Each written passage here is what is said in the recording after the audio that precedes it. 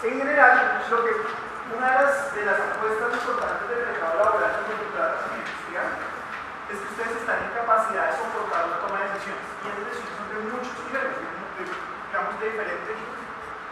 Y la intención es que ustedes tengan una formación que les permita tomar esas decisiones de manera formal. Que la cosa no se haga bajo condición, sino que haya un conjunto de metodologías que permitan que la asignación de recursos sea lo mejor posible. Esa es la apuesta. Eso es lo que buscan en la industria del mercado. En particular, cuando estamos hablando de logística, esos recursos que asignamos son de determinado tipo. Entonces, de todo el universo de recursos, nosotros nos dedicamos a un tipo de recursos. ¿Se acuerdan de esto? ¿O están muy chiquitos para acordarse? ¿En qué curso estaban ustedes cuando pasó eso? Ya es un hecho histórico, ¿no? ¿Cuántos años se necesitan para que sea un hecho histórico? 10 años. 10 años, ya ha hecho un hecho histórico. ¿Qué pasó después de esto? ¿Cuál fue la reacción inmediata después del atentado? Esto fue la proyección como al mes más o menos de cómo iba a quedar el nuevo centro, y esto era como estaba el nuevo centro hace como 2 años. Con las torres y el centro comercial que pusieron debajo y etc. ¿Cuál fue la reacción inmediata después del atentado? ¿Qué fue lo que pasó militarmente hablando?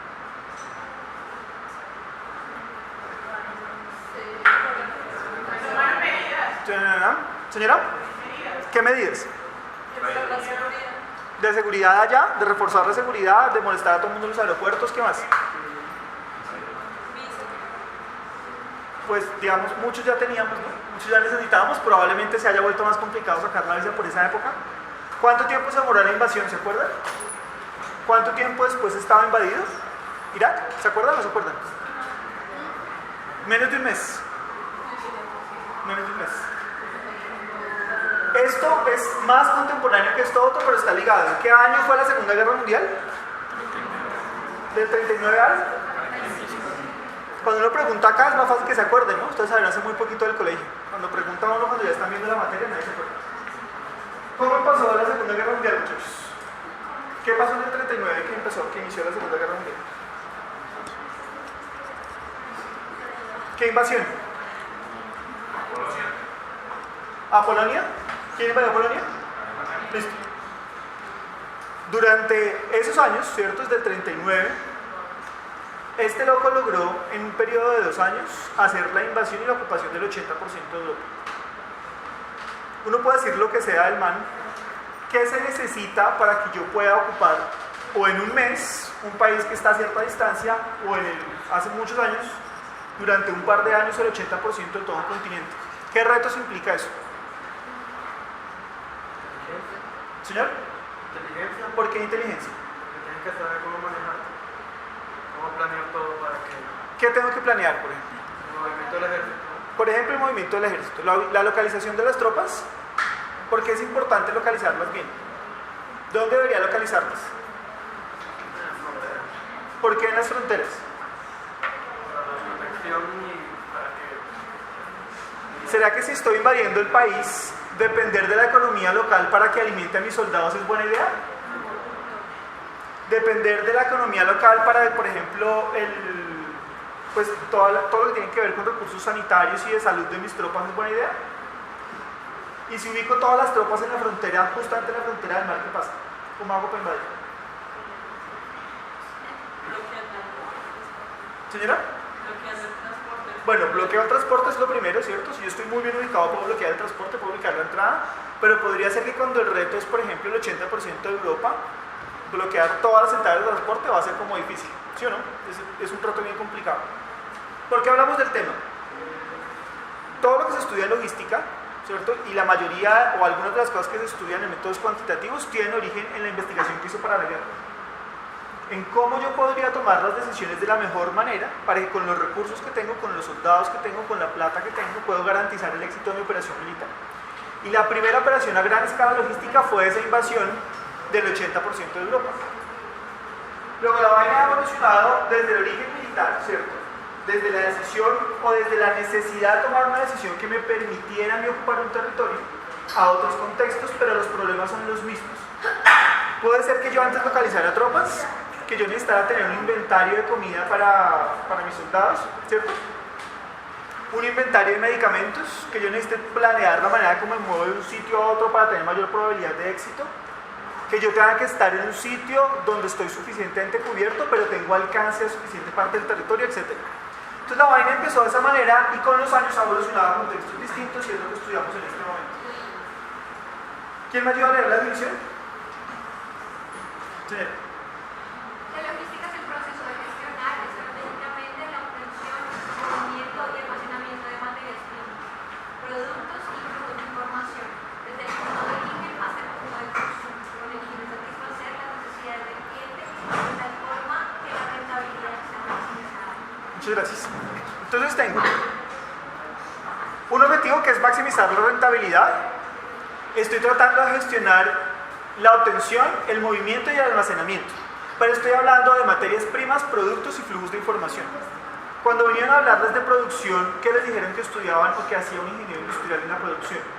¿Qué hacemos nosotros cuando trabajamos en producción?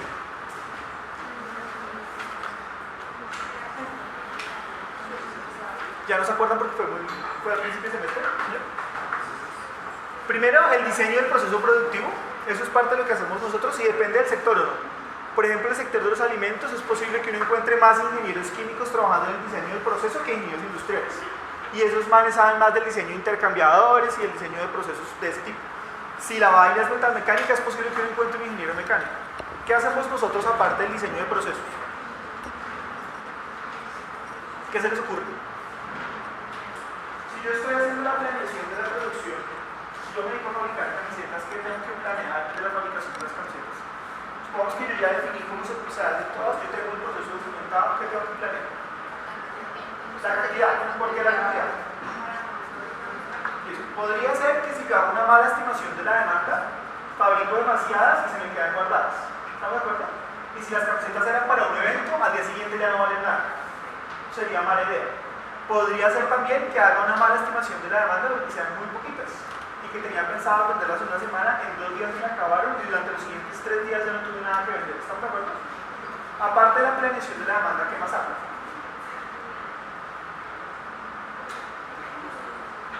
El tiempo, por ejemplo, asignación del tiempo de fabricación, si me equivoco en eso, y si yo decido que van a venir más o menos unas 200 personas, pero calculo mal el tiempo y pienso que por cada camiseta me demoro 10 minutos y en realidad me demoro 20, la demanda me falta hacer las camisetas completas, no las puedo vender completas.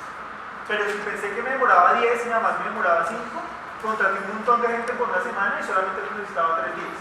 ¿Cierto? Entonces los tiempos son otras que sí. Resulta, muchachos, que un poco la apuesta acá es que yo no voy a ver solamente el proceso de producción, sino que voy a entender la cosa como funciona completa. No me sirve de nada planear la demanda en mi punto o en mi fábrica si ignoro el proceso de la persona que me vende a mí. Porque si yo no compro con suficiente tiempo la materia prima y ese mal me queda mal, se retrasa mi proceso y luego no puedo entregar las unidades que me comprometí a entregar. ¿Tiene sentido o no?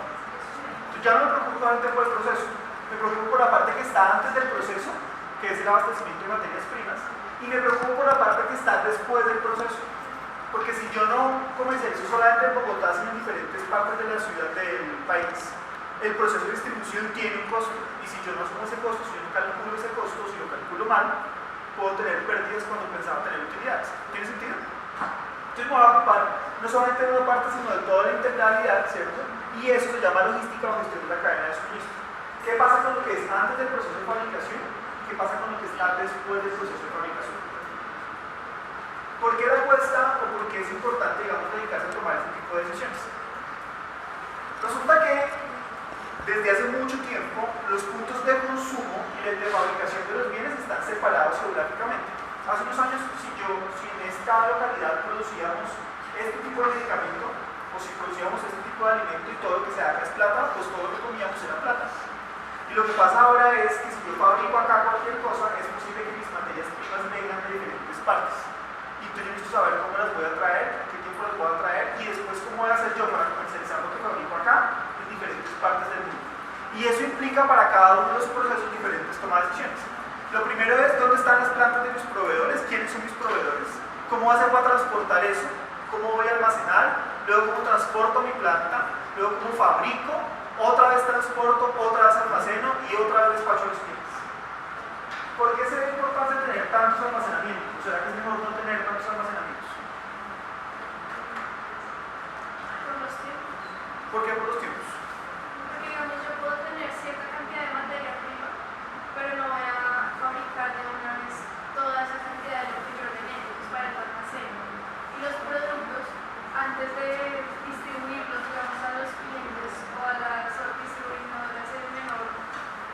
A los minoristas, por ejemplo. Ajá. A los minoristas. Puede que yo no los distribuya a todos de una vez cuando salen. Entonces, se requiere almacenamiento de los puntos intermedios antes de la fabricación y después de la fabricación. Pero tener 4 unidades guardadas es costoso. ¿Por qué? Porque tengo que tener empleados, ¿cierto? Si tengo una bodega, tengo que pagar la renta de la bodega o el costo de oportunidad de tener la plata invertida en la bodega. Además, los empleados que deben tener el inventario. ¿Qué más? Por ejemplo, si mi inventario suma 1.000 millones, yo podría tener esos 1.000 millones haciendo una cosa diferente, ¿no? O sea que hay un costo de oportunidad por tener la plata guardada como inventario. Y si eso es caro, entonces ¿para qué tener inventarios? ¿Por qué no mejor tener 0 inventarios? ¿Qué me gustaría controlar con los inventarios? ¿Qué puedo comprar con los inventarios?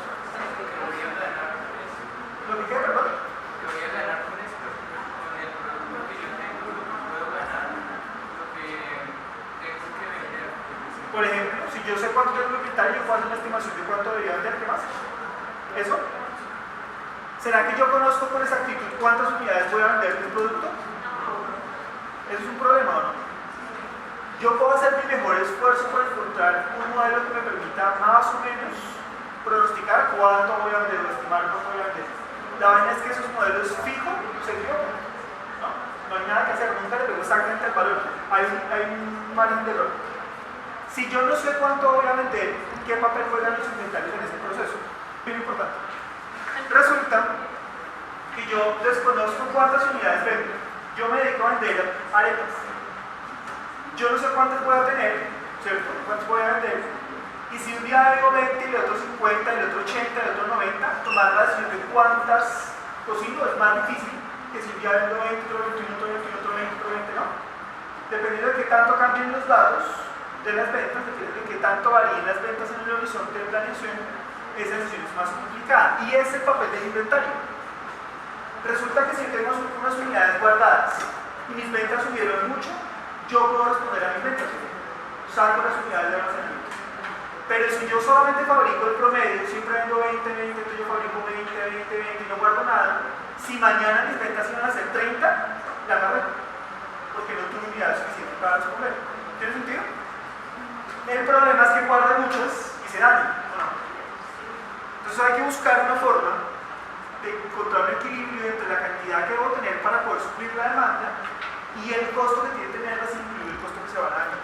Entonces la vaina funciona en ambos sentidos, de los proveedores pasando por la planta al cliente, y funciona también de los clientes pasando por la planta hacia los proveedores cuando estoy haciendo devolución. Y en general, muchachos, hay 4 cosas que o 4 aspectos importantísimos que uno todo el tiempo está estudiando cuando está hablando de este tema: la localización, el inventario, el transporte y el servicio al cliente. Del inventario discutíamos ahora y decíamos, mire, si su demanda cambia mucho con el tiempo, lo mejor es que tenga unas unidades guardadas, ¿cierto?, para poder suplir cuando haya variación de las demandas. Y debe tener en cuenta que si guarda muchas, se pueden perder y usted pierde plata. Entonces le salió peor el remedio que la enfermedad. Eso es esto. De la localización hablaban ustedes ahora de la localización del sitio del evento, y en las plantas pasa lo mismo. Porque es importante localizar bien una planta de producción. ¿A qué le suena? Por ejemplo, si uno quisiera poner una planta de fabricación de confecciones en Colombia, ¿dónde sería bueno tenerlo?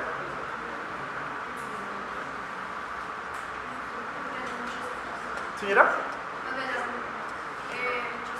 Ojalá donde haya un sitio donde fabriquen muchas telas, ¿no? ¿Por qué?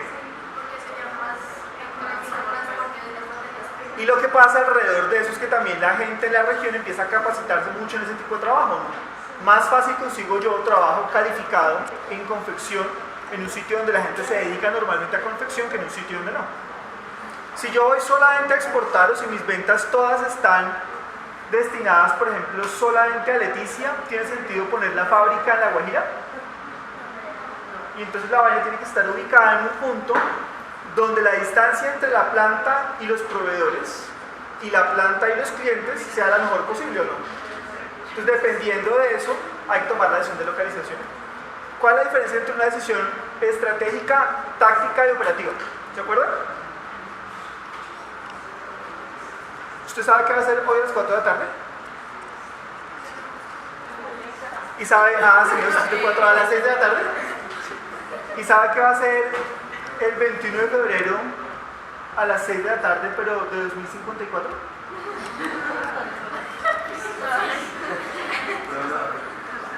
Si las decisiones se revisan con una frecuencia muy cortica, ¿cierto? Se llaman operativas, y cuando las tomo para largo plazo, se llaman estratégicas. ¿Será que la localización de la planta es estratégica o es operativa? Pues no tendría mucho sentido, ¿cierto? Que yo hoy localice la planta acá, adecue todo, probablemente necesite una obra civil, y en un mes diga, no, mejor cambiémosla para, ¿no? O incluso en un año, no, probemos a ver cómo nos va si la cambiamos. Entonces esa es una decisión que se toma a largo plazo. Pero también hay decisiones de localización que son a corto plazo. ¿Cuáles pueden ser? ¿Una vez a pedir una ambulancia en Bogotá? ¿No? ¿Nunca ninguno le ha tocado? ¿Cuánto se demoran en llegar? 5 minutos, ¿no? ¿Saben cuál es el estándar internacional? El 95% de los casos se deben atender durante los primeros 10 minutos. ¿Cuál será el de acá? ¿Media hora? ¿Que el 95% de los casos? ¿Una hora? ¿Cómo hace uno para pedir una ambulancia acá en Bogotá? ¿Saben? El 1, 2, 3. ¿Señor? ¿Será que hay sitios donde llegan más rápido? ¿En dónde? Los que quedan cerca del hospital. Bueno, es un elemento de que hubiera una ambulancia disponible en el hospital. Tendrían que estar muy de buenas, ¿o no? Para que no tenga una urgencia y el loco justamente esté dejando aquí en el hospital que queda a la vuelta de la casa de uno. Bueno, depende. A veces el traslado no puede hacerlo uno mismo, ¿no? Si es una persona que tiene un paro cardíaco, a lo mejor sería no mejor. Pero bueno, en 2008, bueno, mentiras, en 2009, el estándar era como el 95% de los casos se atendían en 200 minutos o menos. ¿Para qué sirve una ambulancia después de 200 minutos? Bueno. ¿De qué depende entonces, muchachos, que la ambulancia llegue rápido o no? Del trancón, ¿cierto? De cómo estaba la vía, no hay nada que hacer. En Bogotá tenemos un problema de movilidad, de la disponibilidad y de la ubicación. Resulta que, gracias, lo que tiene sentido es, si durante el día, a lo largo del día, en el centro hay más gente que se va a trabajar, debería haber más ambulancias en el centro, ¿no? Porque entre más gente haya, mayor probabilidad hay de que exista un accidente, ¿o no? Y el viernes en la noche debería haber más en Usaquén y en la zona T, etcétera, ¿no? Y durante la noche, por ejemplo, en Cedritos no tiene sentido que haya más ambulancias que en el centro, porque en la noche en el centro ya está desocupado, ¿o no? Luego, lo que debería pasar es que esa decisión de localización de las ambulancias sea operativa. Debería revisarse continuamente. ¿Para qué? Para garantizar que los tiempos de respuesta sean lo menor posible. Entonces, esa es una decisión operativa en ese escenario. Y respecto al transporte, la intención es que podamos decidir en qué orden visitamos a nuestros clientes. ¿Por qué eso es importante? Yo tengo mi centro de distribución. ¿Por qué no te bajes aquí para volver allá? No tendría sentido, ¿no? Yo tengo mi centro de distribución, tengo 150 clientes y si planeo mal la ruta, me voy primero a la 200 y pico, luego me devuelvo al centro, luego voy a la 170, luego voy a la 135, ¿no? Y si eso es así, pues el tiempo de transporte es mayor y luego el costo de transporte es mayor y la embarré, ¿no? Entonces la decisión que tomamos es en qué orden deberíamos atenderlos de manera que el costo sea el menor posible. Y al final, muchachos, todo eso debería tener impacto en servicio al cliente. ¿Qué es el servicio al cliente?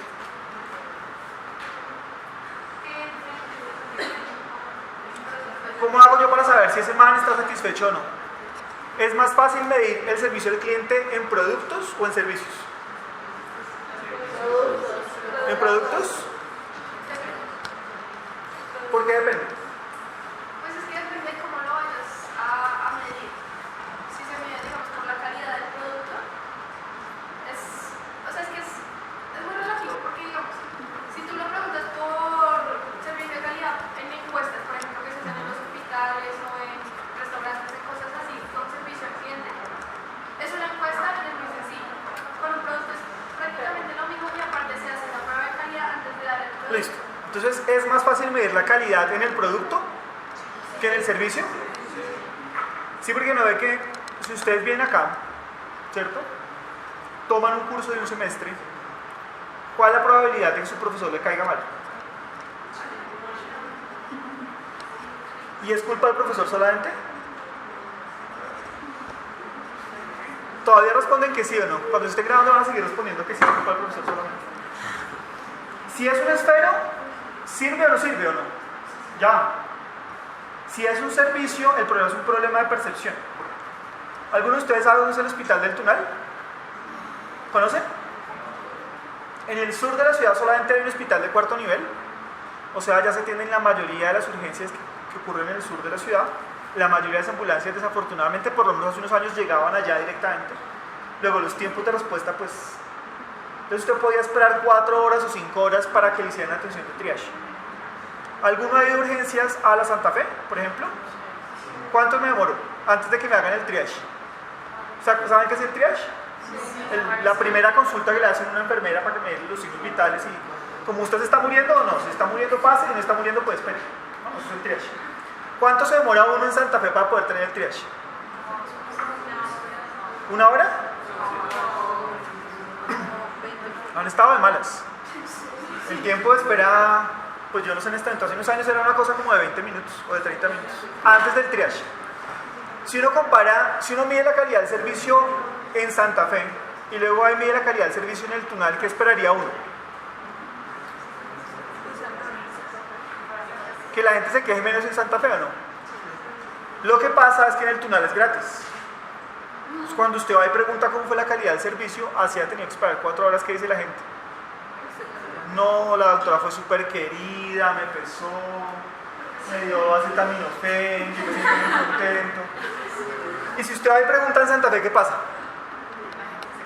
No, yo iré acá 20, ¿usted no sabe quién soy yo? Llevo 20 minutos acá, usted no sabe, ¿no? Y entonces, ¿cuál encuesta sale peor? Y ese es el berraco problema, ¿no? Si uno está trabajando en servicios, tratar de apostarle a una estrategia que le permita estandarizar el nivel de servicio del cliente es un lío bien complicado. Entonces, un poco lo que ha hecho la gente que estudia esto es, nos vamos a aislar de la calidad del servicio y nos vamos a dedicar a otra calidad, a otro nivel de servicio. Y es, me preocupa que cuando usted venga, yo no tenga la unidad disponible. Eso es una falta de servicio. O me preocupa que yo haya quedado a llegar a su casa a las 2 y llegue a las 4, ¿no? Eso es otra falta de la calidad del servicio. ¿Eso pasa?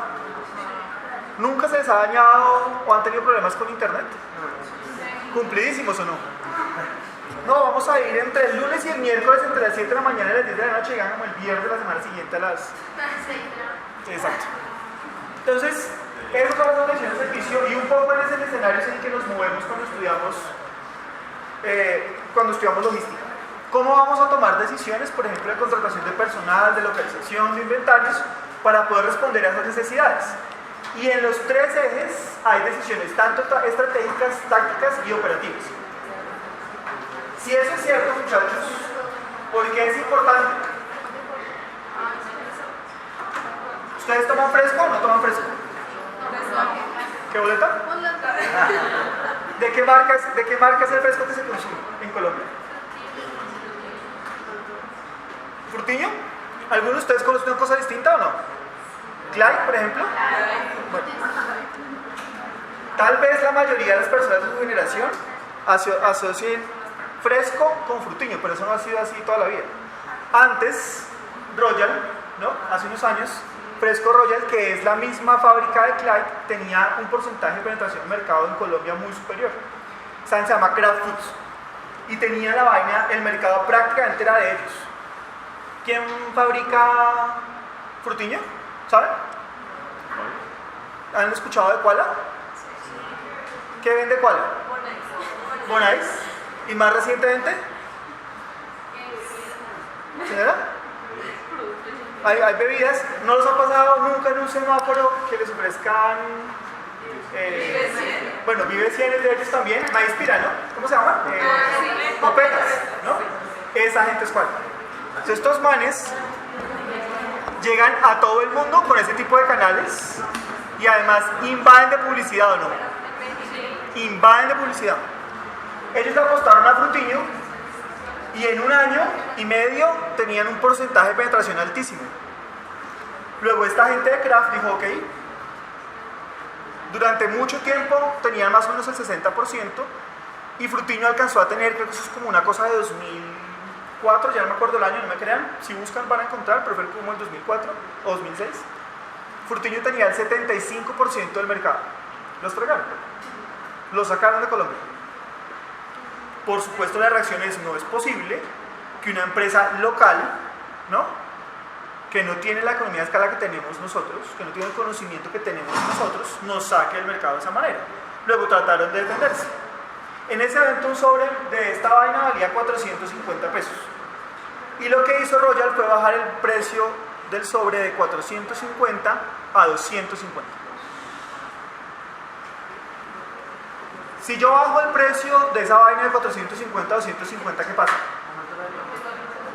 Yo esperaría eso, ¿no? Mira, hay un montón de gente que no consume esta vaina porque le puede parecer muy caro. Apenas yo lo pongo en 250, esa gente que no consumía eso y que solamente tomaba agua, de pronto empieza a tomar fresco Royal, ¿o no? Esa fue una primera apuesta. ¿Qué más esperaría yo? ¿Qué pasa con mis ganancias? Ni idea. ¿Por qué? Porque si aumenté mucho la demanda, es posible que haya logrado mantener las ganancias. Pero si la demanda no se aumentó lo suficiente, la embarré y empecé a perder plata, ¿no? ¿Qué creen que hizo Frutiño? Pues bajó el precio. Tal vez el primer cambio no fue directo de 450 a 250, sino como de 450 a 300, y luego vino otro, y al final de un año habían llegado entre 200 y 250.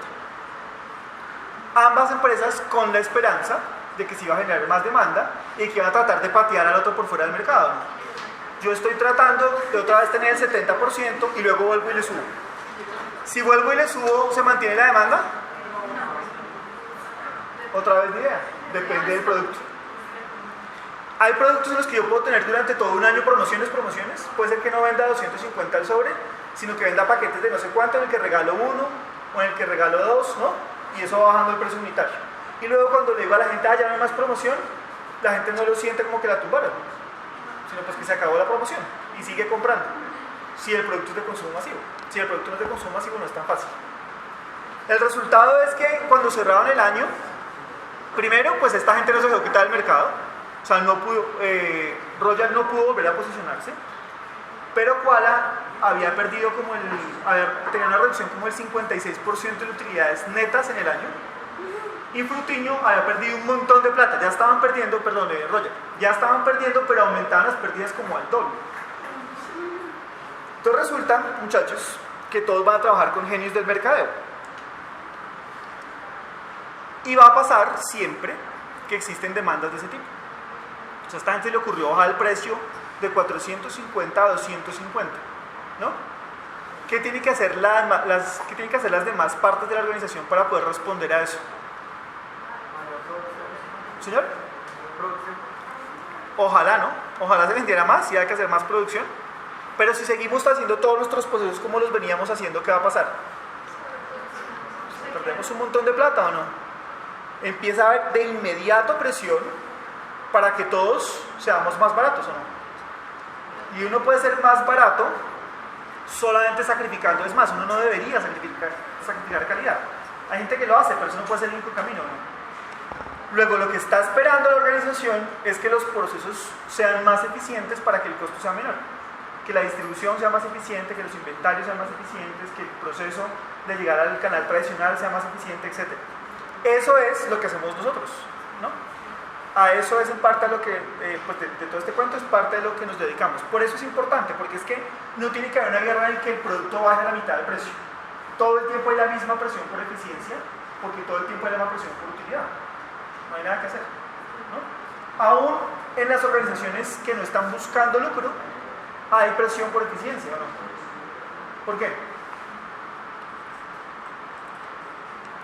Por ejemplo, un hospital que sea público no está buscando utilidad. ¿Por qué debería ser eficiente? ¿No? Por cobertura. Porque si yo hago mal las vainas, pues ni siquiera puedo atender a la gente que tengo que atender. En todas partes hay la misma presión. Luego, la carreta evolucionó de la logística de las actividades militares, pasó rápidamente a los sistemas productivos y de eso hay un montón de gente que ha estudiado, y más recientemente empezaban a existir otros campos de acción. Entonces un poco la pregunta es, si ya logramos adaptar las herramientas militares a los sistemas de producción, ¿por qué no buscamos la forma de adaptar esas mismas herramientas a otros contextos a ver qué resultado tenemos? Y una de esas es, por ejemplo, la logística humanitaria. ¿Qué les suena? Ayudar a la gente, la Cruz Roja o no. Que si hay un terremoto, ¿cuántos tienen que demorar la ayuda en llegar? ¿No? Si se demora mucho, ¿qué pasa? Y entonces la gente, por ejemplo, empieza a ver saqueos, ¿no? Y es normal. Por ejemplo, si yo no tenía previsto, ¿ustedes creen que Bogotá está preparado para una emergencia? ¿Por qué? Hace unos años, yo no ustedes se acuerdan que había circulando en internet un correo que decía que iba a haber un terremoto, ¿no? O sea, era como, aquí hay un terremoto cada no sé cuántos años, entonces fijo es este año, pero además eso también Monserrate va a hacer erupción, no importa que esté inactivo, eso va a hacer erupción, se va a acabar Bogotá, etc. Y te mandaban cosas como, esté preparado, el triángulo de la vida, cargue pito, cargue no sé qué, etc. Yo venía una vez del Ministerio de Salud, iba al Ministerio de Salud al centro, el Ministerio de Salud es en la 32, y me fui en Transmilenio. Cuando estábamos en Transmilenio, que estaba un poco desocupado, una señora recibió una llamada y contestó, dijo como, ¿pero cómo así? ¿Pero a qué hora? ¿Pero va a temblar muy fuerte? ¿Y es en cuánto? No, yo me bajo. ¿Adivinen qué pasó en la siguiente estación? Se desocupó el bus, ¿no? Y es lo mismo que pasó cuando cuando estaban hablando del simulacro que desocuparon las oficinas del centro, que había gente aglutinada y haciéndose daño para poder salir del centro, porque es que ya casi iba a temblar, como en una hora. Pues no estamos preparados. La logística humanitaria, de lo que se trata es, bueno, ¿dónde ubico yo los centros de recepción para por ejemplo, para las ayudas? ¿Qué tipos de ayudas debo recibir para que no pase que se pierdan los mercados como pasó hace como 2 años en Apóstol, con todo el tema del invierno? ¿Cómo voy a distribuir los mercados? Porque después de que llegan, pues hay una labor que hay que hacer, que es llevarlo a la zona donde están afectadas, y esas zonas pues normalmente tienen buenas vías de acceso, precisamente están afectadas, etc. De eso se trata la logística humanitaria. ¿Y a qué le suena el hospitalario? ¿Hospitales? Sí, muy bien. ¿Qué será lo que hay que hacer en los hospitales de logística? Señora, ¿dónde fue? Eso es un problema, ese es el síntoma del problema, ¿no? Que normalmente los tiempos son muy malos y entonces hay que hacer algo para que los tiempos sean mejores. ¿Por qué dedicarse, muchachos, a una cosa diferente a los sistemas productivos? ¿Por qué si estudiamos ingeniería industrial vale la pena explorar otros contextos?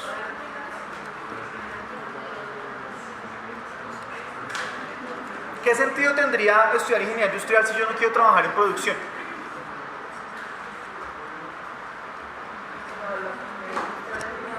¿Señora? Uno, eso, ¿no? Que yo no sé si sea una cosa positiva o negativa. ¿Será que es positivo o negativo que sea muy amplio? Como casi todo depende. Pero bueno, la cosa es... Primero, es mentira. Hace muchos años los ingenieros industriales solamente hacíamos producción. Es mentira que las herramientas que ustedes van a ver a lo largo de su carrera sirvan solo para producción. La capacidad de adaptarlas depende de quién. ¿Es de uno o no? Es la tarea de uno. O sea que cuando les cuente la carreta de que es que eso por fuera no se usa, ríanse pero por dentro. No van a ser groseros. ¿Se usa o no se usa? Dependiendo de si yo lo uso o no lo uso. El reto es mío, ¿no? Soy yo el ingeniero. Hay una cosa, muchachos, y es hay mucha gente dedicada a resolver los problemas de la industria y nosotros tenemos, aparte de los problemas de la industria, otros problemas que resolver en nuestro país. Entonces cada año nos morimos más, nos enfermamos más, además la pirámide poblacional no tiene la mejor composición o la composición que quisiéramos, hay gente cada vez más vieja también. Los sistemas de salud está visto que no tienen la capacidad de respuesta que deberían tener. Las urgencias dependen de si usted tiene o no tiene plata para pagar medicina preparada. Si usted paga medicina preparada, pues está bien, pero si no paga medicina preparada, tiene un problema serio, si hay una emergencia, etc. Luego nosotros tenemos otra responsabilidad aparte, que es la responsabilidad social de devolverle al país lo que nos está dando, ¿no? Y en ese sentido, o en ese, digamos, en ese contexto, tiene sentido estudiar otras cosas diferentes. Hay en sistemas de salud, voy a hacer ahí un énfasis pequeñito solo porque es lo que yo hago. una serie de decisiones que podemos tomar con las mismas herramientas de logística y que terminan afectando la calidad del servicio. ¿Cómo prestar un mejor servicio utilizando las mismas herramientas y los mismos modelos matemáticos? Eso depende de varias cosas. A mí me falta la referencia de esto acá, pero esto es un paper de los ingleses. Y estos manes lo que dicen es, miren, les agradezco, sí, ya vamos a terminar. Me cambio del contexto donde usted se esté moviendo, la facilidad de adaptar las herramientas es mayor o es menor, pero si usted adapta las herramientas con éxito, puede tener muy buena posibilidad de impacto. Les voy a contar un caso de estudio a toda, para que revisemos qué impacto puede tener eso. ¿Alguno ha escuchado qué es salud al colegio? ¿Hay egresados de colegios públicos acá o no? Sí, por eso me escondió, luego que a mirar ya está. Sí. ¿Alguien ha escuchado qué es salud del colegio? ¿Tú escuchaste qué es salud del colegio? Bueno. Ah, ok. Bueno, entonces miren. Bogotá ha tenido tradicionalmente índices de anemia peores que las zonas más apartadas del país. Lo que es una cosa grave, ¿no?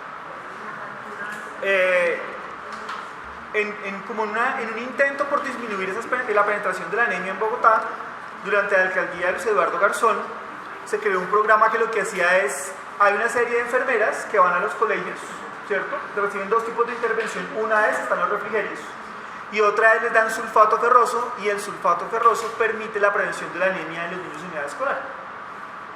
Entonces les dan el suplemento, van las enfermeras a los colegios y la intención es que la menor cantidad de niños en edad escolar en Bogotá, en los colegios públicos, que es donde está la población más vulnerable, pues tenga anemia. Esa es la intención del programa. Luego lo que yo tengo es un mapa de Ciudad Bolívar. Supongan que los contratan a ustedes para planear el proceso. ¿Qué tienen que planear? Listo. Tengo un conjunto de colegios, ¿no? En cada colegio hay un conjunto de niños que debo suplementar y tengo unas enfermeras. ¿Qué debo decidir? ¿Cuántas enfermeras necesito? ¿Qué enfermera va a ir a qué colegio? ¿Y a qué horario va a ir a qué colegio, por ejemplo? Entonces, normalmente la planeación de esos muchachos la hacía una enfermera dentro de cada localidad. ¿Qué pasa? Cada colegio dice, bueno, usted puede ir acá el lunes a las 7 de la mañana, o el martes a las 8, o el miércoles a las 9. Uno de esos tres. Entonces yo que estoy planeando debo decidir cuándo voy a ir. Y cuando ya decidí cuándo voy a ir, debo decidir en qué orden voy a recorrer los colegios, porque otra vez, si los recorro en el orden que no es, el tiempo de transporte es superior y la señora se demora más tiempo viajando que atendiendo a los niños, lo que no tiene sentido, ¿no? Entonces en ese orden de ideas, un poco, bueno, a nosotros nos contactaron de la Secretaría de Salud con la preocupación de que el programa no estaba siendo suficientemente eficiente, y lo que hicimos fue esto. A esto van a llegar por ahí como en sexto más o menos. Nos preguntamos cómo podíamos hacer para representar el problema. Tenemos un conjunto de ideas que debemos planear, y esto quiere decir, por ejemplo, que yo voy a ir al colegio 1 para prestar el servicio 2 y voy a ir en el día que se hizo, segundo, ahí está, en el día 1 a las 8 de la mañana. La información de entrada que nos dio los colegios la pasamos a un modelo matemático. Les voy a mostrar solo para darles una idea de lo que pasa. Lo más importante de eso es poder decir, mire, su problema era tan difícil que mire todo lo que me tocó hacer, ¿sí? Siempre que ustedes van a presentar eso, después cuando están entregando resultados, casi nadie entiende esto, por eso hay que hacer harto énfasis para que les entiendan. ¿Cuál era la intención? Que el modelo nos dijera cuántas enfermeras contratar y en qué orden siguieran. Miren lo que estaba pasando. Obvio, no podemos entregar esto, lo que entregamos fue esto, una herramienta de planeación para que la enfermera de cada hospital pudiera meter los datos de qué colegios tenía que visitar y la vaina hiciera todo, ¿no? Tocó en Excel porque lo que usaban era Excel, y el reporte de resultados es de este tipo. Como contrata una enfermera y esa enfermera va a ir a estos colegios en estas horas a visitar tantos niños. Y miren lo que encontramos. Para 2009, en Ciudad Bolívar, tenían contratadas 32 enfermeras para ese programa, y el modelo decía que 19 eran suficientes. ¿Qué significa eso? Una ampliación en la cobertura del 65%. Con la misma cantidad de enfermeras, si yo tomo la decisión, no de manera empírica, sino utilizo alguna herramienta para tomar la decisión, que a veces fue que vinieron ustedes a formarse en eso. Si yo utilizo algo para tomar la decisión, puedo aumentar la cobertura en un 65%. Y además había este problema, y es, como yo soy el que planeo y tengo 32 enfermeras, termino asignándole a algunas enfermeras más trabajo que a otras. Y eso es un lío si todas ganan lo mismo, ¿no? Porque había señoras que hacían 4 horas de visita en la mañana y otra que hacía solamente media hora de visitas, lo que es normal que genere molestia, ¿no? Luego la decisión debía tener 2 objetivos. Primero, la mejor asignación de los recursos. Segundo, la disminución de la inequidad. Medimos la inequidad como la diferencia entre la que más trabajaba y la que menos trabajaba. Antes del modelo eran casi 4 horas por jornada y después del modelo 0.7 horas por jornada. ¿Cuál es mi mensaje, muchachos? Primero, no crean cuando alguien les cuente que es un experto en logística. Eso es carreta. Y es carreta porque esta vaina es demasiado amplia. Hay un montón de cosas que se hacen, hay un montón de decisiones que se toman y difícilmente una persona es experta en todas las decisiones y en todos los modelos. Su labor no es ser expertos en logística cuando salgan, pero su labor sí es entender qué implicaciones tiene una decisión mal tomada, ¿cierto? Y qué herramientas puedo usar cuando quiero mejorar una decisión, en este contexto o en cualquier otro. Y lo otro es, hay una brecha, por supuesto, entre lo que ustedes van a ver acá y lo que van a encontrar en las empresas. Nada que hacer. Apenas ustedes salen, se van a encontrar con el tema y les va a parecer muy duro, y es normal. Pero quien va a cerrar esa brecha son ustedes. Ese es su papel. A eso vinieron.